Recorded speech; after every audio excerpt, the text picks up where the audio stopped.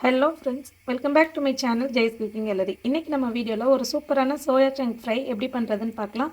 அதுக்கு நான் இன்றைக்கி 1 கப் அளவுக்கு சோயா சங்க்ஸ் எடுத்து வச்சுருக்கேன். இதை இப்போ நம்ம ஒரு பாத்திரத்துக்கு மாற்றிக்கலாம்.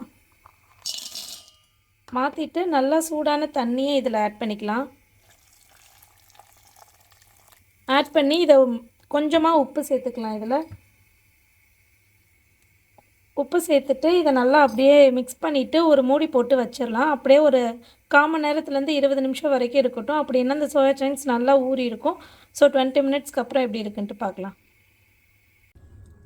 இப்போ 15 மினிட்ஸ் ஆயிடுச்சு. நல்லா ஊறிடுச்சு. நம்ம போட்டதை விடையும் நல்லா உப்பி வந்திருக்கு. ஸோ பாருங்கள் எந்தளவுக்கு நல்லா சாஃப்ட் ஆயிடுச்சுன்னு. ஸோ இதில் தண்ணி நிறையா இருக்கும். நல்லா பிழிஞ்சிட்டு இதை இன்னொரு பவுலுக்கு மாற்றிக்கலாம். பாருங்கள் நல்லா பிழிஞ்சு எடுத்தாச்சு. இந்த மாதிரி தண்ணியே இல்லாமல் இப்போ இதில் நம்ம மசாலாஸ்லாம் ஆட் பண்ணிக்கலாம். 1 table spoon cornflour, 1 table spoon அரிசி மாவு, 1 டேபிள் ஸ்பூன் கடலை மாவு, காரத்துக்கு தகுந்த மாதிரி மிளகாய்த்தூள் சேர்த்துக்கலாம். நான் காஷ்மீரி சில்லி பவுடர் எடுத்துக்கிறதுனால ஒரு 2 table spoon Kashmiri chilli powder எடுத்திருக்கேன். 1 டீஸ்பூன் மல்லித்தூள், 1 டீஸ்பூன் கரம் மசாலா, 1/2 டீஸ்பூன் இஞ்சி பூண்டு பேஸ்ட், தேவையான அளவுக்கு உப்பு. ஃபைனலாக இதில் ஒரு 1/2 லெமனோட ஜூஸ் எடுத்து வச்சுருக்கேன். அதையும் சேர்த்துக்கலாம். சேர்த்துட்டு இதை நல்லா மிக்ஸ் பண்ணிக்கலாம். இந்த மசாலா இருக்கிற எல்லா மீல் மேக்கர்லேயும் அந்த சோயா சங்க்ஸ்லேயும் கோட் ஆகுற மாதிரி நல்லா மிக்ஸ் பண்ணி எடுத்துக்கலாம். தேவைப்பட்டால் கொஞ்சமாக தண்ணி தெளிச்சுக்கோங்க. பாருங்கள் இந்த மாதிரி நல்லா மிக்ஸ் பண்ணி எடுத்தாச்சு. இப்போ ரொம்ப தண்ணியாகவும் இல்லை, அதே டைமில் ரொம்ப மிக்ஸ் ஆகாமையும் இல்லை. இந்த மாதிரி நல்லா எல்லாத்துலேயும் கோட் ஆகிருக்கணும். வேறு ஊற வைக்கணும்னு இல்லை. ஸோ நம்ம இப்போ இதை உடனே கூட எண்ணெயில் ஃப்ரை பண்ணி எடுத்துக்கலாம். இப்போ இந்த மாதிரி நல்லா சூடான எண்ணெயில் ஒன்று ஒன்றா சேர்த்துக்கோங்க. ஒரு 2-3 மினிட்ஸ் தான் ஆகும். திருப்பி விட்டுட்டே இருங்க இந்த மாதிரி ஒரு கரண்டி போட்டு.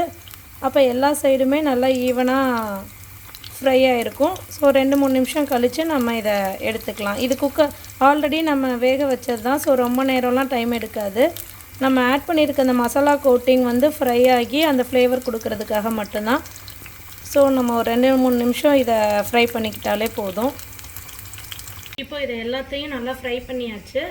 இப்போ ஃபைனலாக இதுக்கு ஒரு ஃபினிஷிங் டச் கொடுக்கறதுக்காக அதே ஃப்ரை பண்ண ஆயில்லையேவும் ஒரு சின்ன சைஸ் வெங்காயத்தை இந்த மாதிரி நீள நீளமாக கட் பண்ணி வச்சுருக்கிறேன், பெரிய வெங்காயத்தை.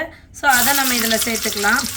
கூடவே நீளமாக கீறி வச்சுருக்க ஒரே ஒரு பச்சை மிளகாய், நல்லா ஒரு கொத்து கருவேப்பிலை,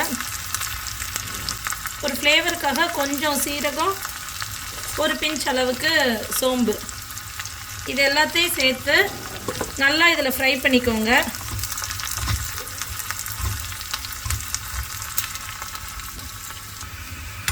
நல்லா வதங்கணும்னு இல்லை, கொஞ்சம் இந்த ஃப்ளேவர் இதில் இறங்கிட்டு ஜஸ்ட்டு கொஞ்சம் க்ரன்ச்சியாக இருந்தாலே போதும் வெங்காயம். ஸோ இந்த ஸ்டேஜில் இதை நம்ம இப்படி நல்லா ஆயிலை மட்டும் ஃபில்ட்ரு பண்ணிவிட்டு